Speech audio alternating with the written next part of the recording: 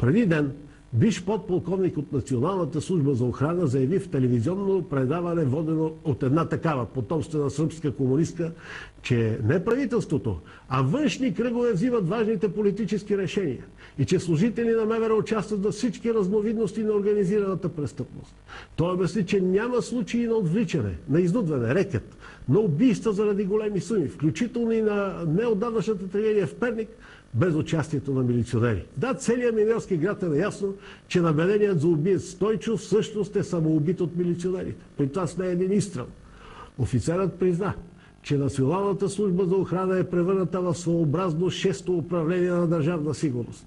Нейните служители слухтят около големците и събират информация за техния живот, в това число и интимния. Марков пледира за лустрация на комунистите и ченгетата в съдебната система.